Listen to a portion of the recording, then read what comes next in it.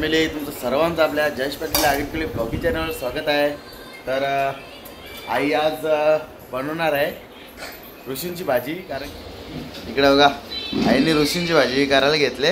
हे साहित्य बघा, सगळ्या भाज्या गोळा केल्या, एवढ्या भाज्या आहेत।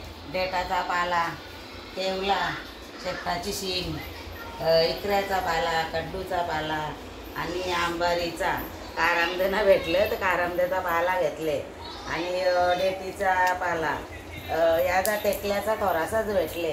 या घरच्याच मिरच्यात, वांगी पण घरचीच आणि यो भवरीचा पाला, याची पण भाजी बनवतात। आणि शिरोला, गोसाला, दुध्याचा तुकडा, सुरण, डांगर, भेंड आणि यो ओव्याचा पाला सांगितलं। आता बघू भाज्या सगळ्या 21 लागतात। हे मौदोऱ्याचा पालवा बनवला तर ते मौदोर होते आणि ही आंब्याची सालकांडी, चिंच आहे घरची। एवढ्या भाज्या आहेत, 21 भाज्या लागतात सगळ्या। आणि त्या बैलाची मेहनतीच्या नाही, ट्रॅक्टरने केलेल्या असल्या तरच घ्यायच्या। बैलाची मेहनत असलेली ती घ्यायची नाही भाजी आपल्याला। आपण आज तुम्हाला दाखवतो रुशींची भाजी।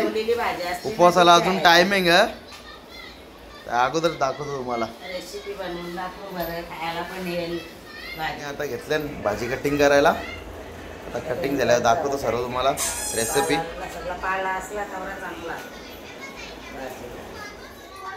इकडे बघा आईने फायनली भाजी साफ केली, मध्ये स्वच्छ पाण्यात धुवली। ते बघ थाला भरले पूर्ण, कमी घालती। ही पाले भाजी आहे साईडला आणि हे साईडला आपली हिरवी भाजी आहे। पाला लागतं जे भाजी, पाला असल्यावर जास्त। आता कसा पावसाला ना मग रानभाज्या जास्त भेटतात आणि रुशींच्या भाजीत चव लागतं। रुशींच्या भाजीत रानभाज्या जास्त असतात म्हणून आम्ही 2-3 आपला मेनू खातो। मिरची घेतले, मीठ घेतले आणि यो आपला मौदोऱ्याचा पालवा आणि आंब्याचा तो गरम पाण्याने फुगत ठेवले जरा, आणि ओला खोबरा घेतले, ही चिंच घेतले आणि तेल आपण घरचाच वापरू। ही काही रुशीना नाही लागत, रुशीना चांगला याचा लागतं मौदोऱ्याचा तेल।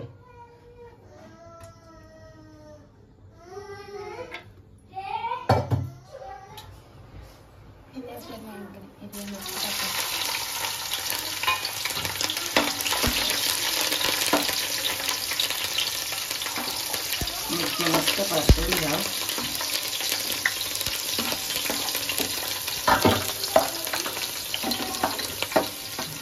मिरची मग आपली तळून झाले, आता आपण भाजी टाकू त्याची। ही भाजी अशीच बनवतात, टायमाला मिरच्या पण भेटत नाही। हे आपली बैलाची मेहनतीची आहे, ती नसतं ना, आपली हाताने लावलेली भाजी घेताना।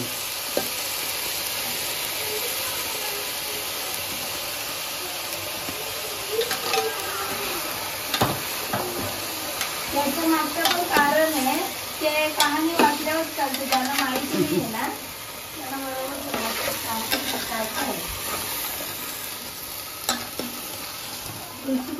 कहाणी पण येते। आपले आता मस्त परतून झाले, त्यांना आता आपण हे मौदोर पण टाकू। गरम पाण्याने ते जरा ठेवलं तर फुगत।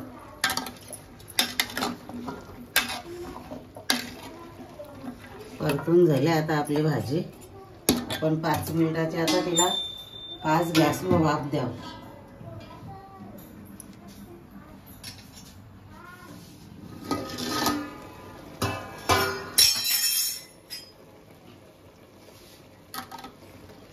वाफ आपली मस्त 5 मिनिटं त्याला वाफ दिली भाजीला, पाणी मस्त सुटले बघ। आता आपण पाला टाकू त्याने भाजी।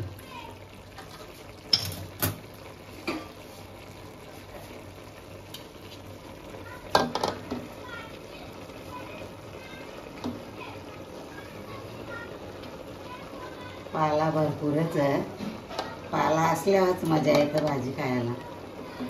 कमी घाल तशीच।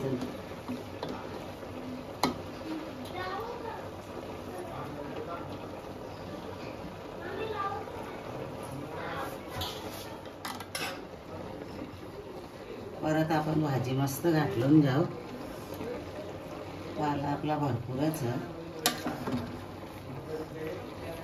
शिजून शेनवल एकदम कमी ती भाजी. वाफ दिली ना तर बरोबर पाला आपला एकदम खाली बसल.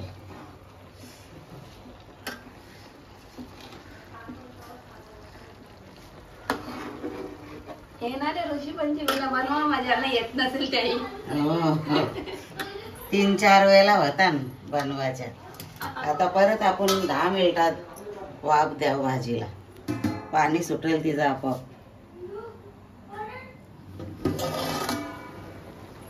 10 मिनिटं झाली. आता आपण परत जरा घाटलून घ्यावं. गॅस मी फासच ठेवली त्या. बघा एकदम पाला साफ आपला पाल्याचा एकदम पाणी झाला मस्त. पाणी टकला नव्हता तरी बघा किती पाणी झालंय त्याच्यात. पवली भाजी आहे ना ती. आणि हिला आपण तांदळाचा पीठ पण लावू नंतर, कारण त्याच्यानं काही आपली ग्रेव्ही बिवी नसतं ना कांद्याची टांबोट्याची, म्हणून आपण जरा तांदळाचा पीठ लावू तिला. आता परत मी मध्यम गॅसवर 15 मिनिटं ठेवता आता तिला.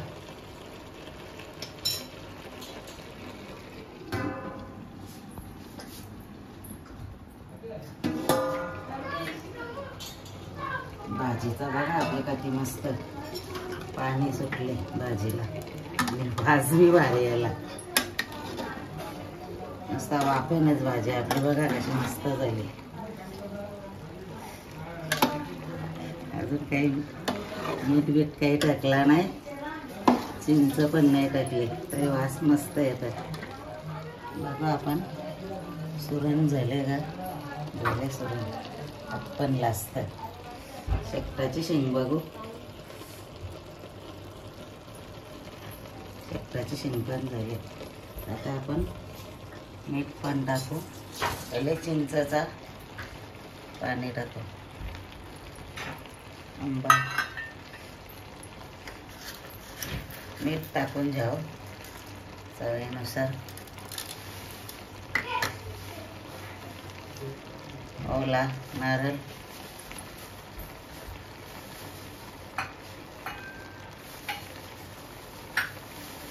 ओले नारळाचं पाणी होता तो पण टाकता थोडा.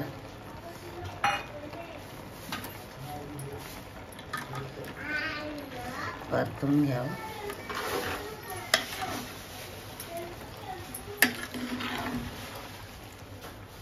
मेन शेकटाची शेंग आणि सुरण झाला ग. बाकीच्या भाज्या एकदम हे असतात वतन तेव्हा.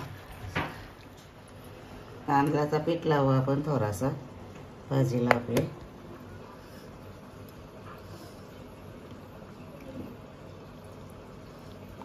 टाकू आता आपण ते.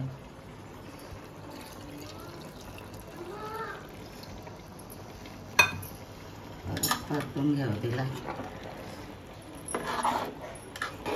जास्त पण परतल्यावर आपल्या शिंगा बिंगा कशा सुटतात.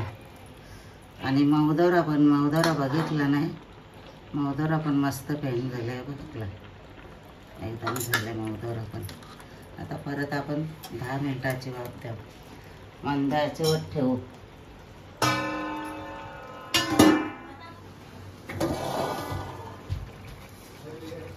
बघू आता भाजी आपली परत एकदा.